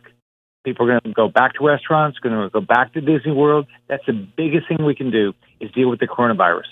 How does that translate into the bill that will be moving through the Senate, in your view? Yesterday in the Post, you should know, I said I would gather Mitt Romney and Rick Scott as former governors and two senators recently arrived with vast private sector experience and just dig everything out of their collective brains. You two. Chuck Grassley's a great legislator. We respect that. We respect Lindsey Graham. But you two know what works in the private sector. What's your advice? Well, first off, I don't believe we ought to be taking taxpayer dollars and bailing out big companies. All right. I think we have to be fiscally responsible because somebody has to pay this money back, and we have to say this money, whatever we're going to spend, is going to help hourly workers, the people that rely on tips, our small businesses, and we're not going to do mandates on small businesses. They're going to basically shut their doors. That's what we got to think about. How do you make sure we keep our small businesses in business, and how do you make sure the dollars that we spend, because somebody will have to pay it back, whether it's you or me, our kids and our grandkids, how do we make sure it goes to the people we want to help, not just to go to everybody around the country, which sounds really nice. Everybody would like to have a check, right? But I want to make sure it's very directed to the people that got hurt. All right, now, Senator, in that regard, I agree. I have a couple ideas I want to bounce off of you. First of all, there are a lot of people like Bob Iger who are terrific entrepreneurs who will come to work for $1 a year and bring their skill. OPM lost its director yesterday. I used to run OPM. But you can go get Bob Iger if you guys pass special government employee authority such as existed in WW2. Do you think that's going to be in the bill? Well, it'd be great if we could figure out how to get talent like Bob Iger and some of the others in here, figure out distribution chains. Look at what we've got to do. We have got to get these testing sites up. We've got a choice right now. Are we going to go down the path of South Korea, where we have less than 1% mortality? Or are we going to go down the path of Italy, where they have 7+% mortality? I want to go down the path of South Korea. We've got to get testing sites open now, not in 2 weeks. We've got to get them open this week. We've got to close our border. We've got to make sure that we know where all of our protective gear is. We can't expect nurses to go to work if they don't have protective gear. And so I've been talking to mayors, sheriffs, police chiefs. They're struggling to get protective gear. And then we have people out there price gouging. I mean, this is crazy. So who is the greatest supply chain? The greatest supply chain executive I know is Disney. I mean, if they put out Frozen, and all of a sudden I've got the two princesses on every shelf that my granddaughter wants. I would go grab it. I mean, I just think you ought to give yourselves the authority to go get the people who know how to do this from the private sector. Number two, You're a Florida governor. You know the Endangered Species Act sequesters property, right? Why don't we just go buy all of that property, put the money into the hands of the developers who've been screwed for years, and let them go innovate and entrepreneur, meanwhile saving species? Well, you could see so many examples like that in government, where people in government think they're so much smarter than the private sector. I mean, I said early on, let the people that go to create tests do it. Don't let the government have to go do it. I mean, LabCorp and Quest, companies like that, they've been doing this for decades. Let them go do it. Let them go figure this out. They'll take their responsibility. Let them go do it. But we slow everything down waiting for a government response. And by the way, one thing people have to understand, healthcare is a local delivery system.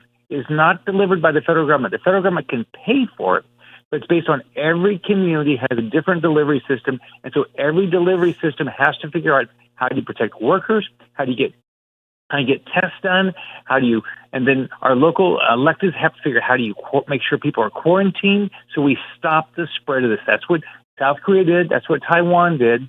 And so they have low mortality. Italy didn't. And look over there. They've got 7+% mortality. All right, now, Governor, I want to focus you on one other thing, which you will know intimately well. Some Americans are going to need to keep moving, even as the airlines make it very difficult and quarantines make it impossible. We're going to need the FBOs out there, which I'm sure you've used forever, as I have. These are, the small airports out there and private commercial aviation. The people got crushed in 2008 who worked in that industry because everybody stopped moving and the government made it hard. Do you have in your sights a way to keep those pilots and those stewards and those FBO employees going by nationalizing it for a couple of months? Well, look, there's a way to do that, but it starts with make everybody comfortable that flies. Say, look, we're going to be very careful who we let into our airport. We're going to test everybody before you come in. If you have a virus, you're not flying. I don't care who you are. You are not getting on a plane, and you're not going to take a chance of tainting other people. I know I've talked to the airports. I've talked to the ports. They're spending way more money in cleaning. Now what's happening? They're having shortages. So what are we doing to help them make sure we solve all these shortages? We've got to be honest with the public. This is where we are. This is where we need to be. This is where we all have to participate to get there. And whether it's through cleaning supplies, through self-quarantining, through making sure the right people get the test, all these things, we all have to come together, and we can. This is a personal response. You can have an impact on whether you get coronavirus or not. Do it. Don't rely on the government to tell you can't go on a beach in Florida. Do the right thing. Yeah, that beach in Florida clip I discussed with Dr. Fauci yesterday, that was very disturbing to me, Governor. I wanted Chris Christie to be immediately pressed into service to get off the damn beach, right? Every governor has to take responsibility in their state for social distancing. In Florida, it's a big deal on the beaches. In another state, it might be something else. But every governor has to show up and say, I'm going to figure out this social distancing. And locally, we've got to figure out, because it'll be a local effort, this testing program. And nationally and locally and state, we got to figure out and make sure we have the right protective equipment. I want people to look. I hope I don't get sick. I'm in quarantine right now, to be careful. I don't infect anybody else because I was around somebody. I don't have a temperature, so I don't have a risk. But if I do get sick, I want those healthcare workers to show up. You and I are in the same boat. I'm not sick. I've been out and about, so I'm just staying in my house. But let me ask you, Senator, that worries me. Because, again, I go back, you and Romney, Governor Romney, Senator Romney, have been both governors and very successful private business executives. I don't know who's running Leader McConnell's 3 task force. I was hoping that you and Governor Romney were on A and B. Do you know who's running the 3 task force? Yeah, I think I saw it. It's seniority based. It's tied to Wicker's doing. I think because he's head of commerce, he's doing. I think the bigger companies. I think Rubio and somebody else is doing the small companies because he runs. Rubio's the chair of the small business one. So and then Chuck is responsible for another part of it. Chuck Grassley. So look, the Senate is a seniority based system. So it's just the way it is. So my job is to get that's not good. To constantly talk to people about what we're trying to do. Look, I think we have an existing unemployment system in this country that works. I mean, in Florida, we have $4 billion in the bank. All right, we have an existing system. If you lose your job, you can immediately go down there and you can go get paid because your employer's already paid into it. Why aren't we using that system? We're going to create a whole new system with a lot of mandates that's going to shut down a lot of small companies' jobs. Well, stop for a second, Senator. You've got me worried here because, God, I love every senator, even the Democrats. You got the best job in the world as far as I'm concerned. But you and Romney actually know how business works. Are you not on every phone call talking to people about how the relief will work? No. That's not the way the Senate works. It's a seniority-based system, and so everybody there believes their ideas are best. And look, everybody's got good ideas. So, but I'm working hard. I'm talking to people, get my message out about what we ought to be doing, and I'm going to keep doing it every day. That's why it's easy when you're in quarantine to just constantly make phone calls. I'm constantly talking to mayors. I'm talking and sheriffs, police chiefs, the people around the healthcare system in Florida. So I'm doing, and people around the country, just based on my business background, getting ideas of what can we be doing, talking to the White House, say what should you be doing now to push this along, talking to different heads of federal agencies, and just keep solving problems. That's what I do for a living. Okay, I want to lodge one idea in that head that we'll be talking to so many people. You are a governor. You know how much property is sequestered by federal regulation via the Clean Water Act or the Endangered Species Act. If we're going to hose down the country, let's buy that property that the environmentalists want and get that money into private hands so that they can repurpose it to private sector development. I mean, just go do Teddy Roosevelt stuff. Yeah, that's not a bad idea. I did a lot of that when I was governor. Make sure we got it back in the and plus get somebody that was responsible for it, and they pay taxes. Yeah, and the environmentalists will be happy. Double purpose relief, defense spending and environmental spending. Senator Scott, come back early and often. I mean, if you're at home, let's talk every day. And by the way, please call your colleagues. And I'm sorry that I can't believe that you and Romney aren't running these two. Gosh. Oh, well, it's America. 20 years. Yeah. Senator Rick Scott, thank you, my friend. Follow him on Twitter, America. Send Rick Scott. Oh, dear. It is seniority-based, but hopefully they will start listening to the people who actually know what to do. Hey, I want to remind you, Food for the Poor is up and running, and they are going to deliver relief through hard and good times. They're on the ground everywhere where there's poverty in the world. Would you help us? It's my annual campaign. It comes at the worst time possible to ask people for money. They're afraid for their own economic security. That's when we Christians believe you really step up. You go to the Feed Starving Families banner at HughHewitt.com and contribute. Or you call 855-359-4673. The world is a very tough place right now. Hunger is going to be so extreme in Central and South America. Food for the Poor is in a lot of those places, especially Guatemala. You can help. 855-359-4673. Okay, you're stocking up on stuff? You need coffee? Go to honorboundcoffee.com. I cannot believe I have let my coffee supply get low because I haven't yet signed up on this coast for honorboundcoffee.com. I'm doing that after the show this morning. Honorboundcoffee.com is going to the West Coast. So I need it to come here. I don't have to go to the store.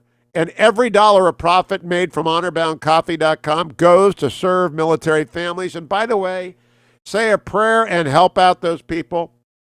Husbands and wives, fathers and daughters, fathers and sons, mothers and sons. They're all deployed all over the world.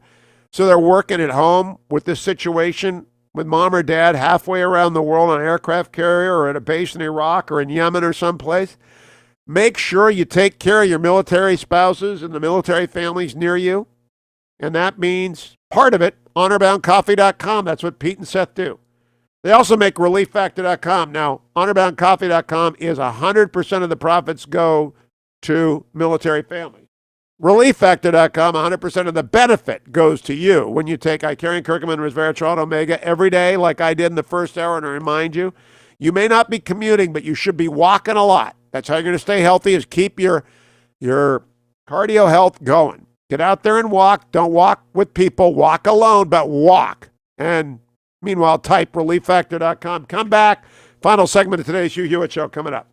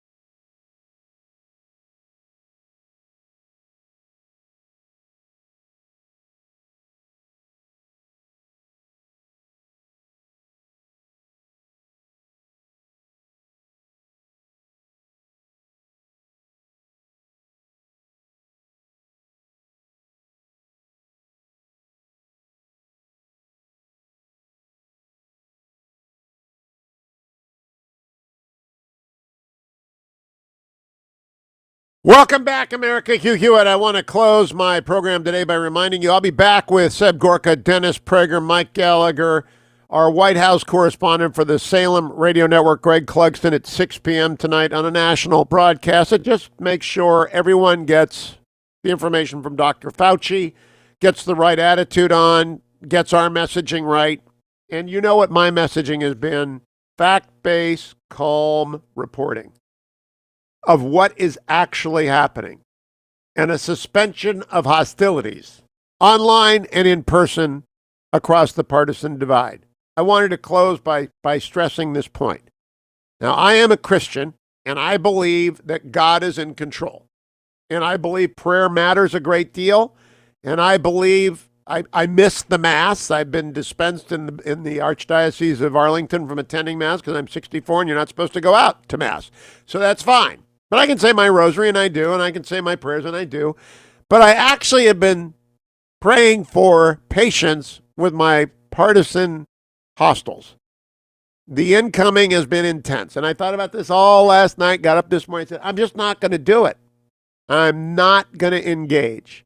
I'm going to do my part by social distancing. I've been doing it as much as possible to flatten the curve of risk to everyone in my life.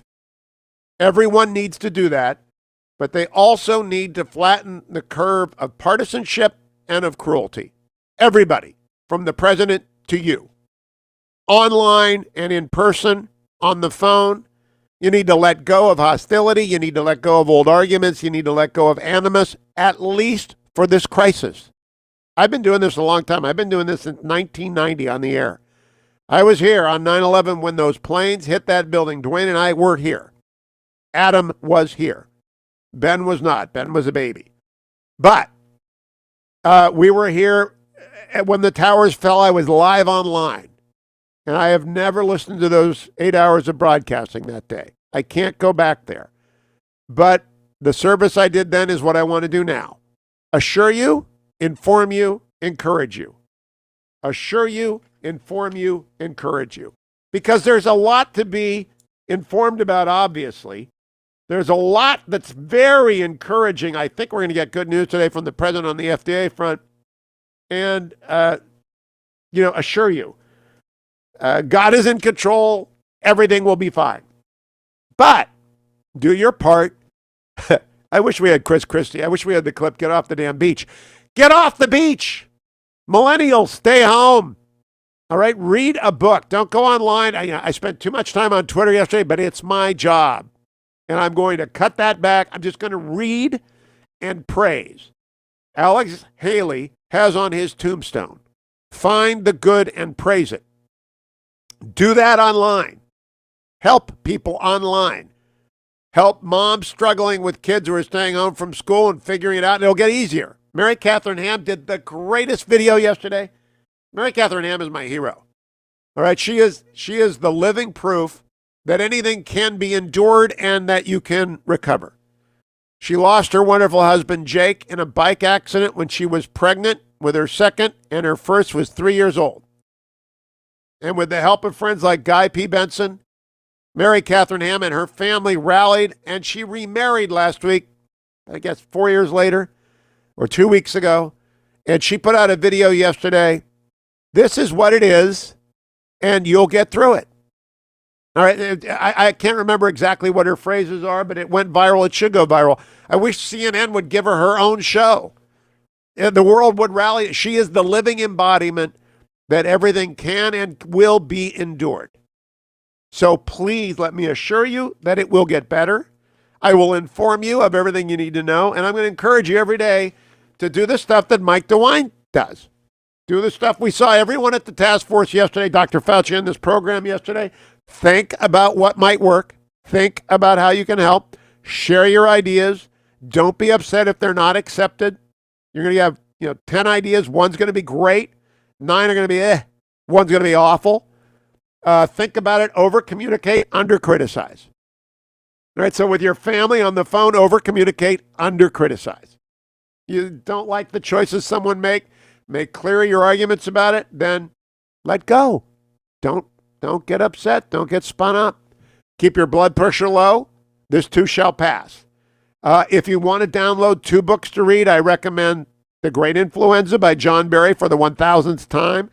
And I'm thinking now of Stephen Ambrose's Citizen Soldier, how America geared up, George Marshall specifically, got the country mobilized for war. It's a war of a different sort, but it requires a mobilization on a scale like that. And it's a great place to start because we need a George Marshall. We've got some. And please, if you're listening, legislators, put SGE authority, Special Government Employee Authority, into the stimulus package. Why? Because we need to go get the Bob Igers of the world to run the OPMs that need an infusion of talent right now, to run the supply chain distributions right now, to run relief centers right now. We need America's talent, and we got to go get it, like FDR did. And we'll have something to look back on with pride if we do it the right way, like I'm proud of Adam and Ben and DeWine and every one of you who listens. I'll be back at 6 p.m. tonight with the Salem Radio Network special broadcast. Seb Gorka, Dennis Prager, Mike Gallagher, Greg Clugston, and others. Tune in. And I'll be back tomorrow morning on the next Hugh Hewitt Show.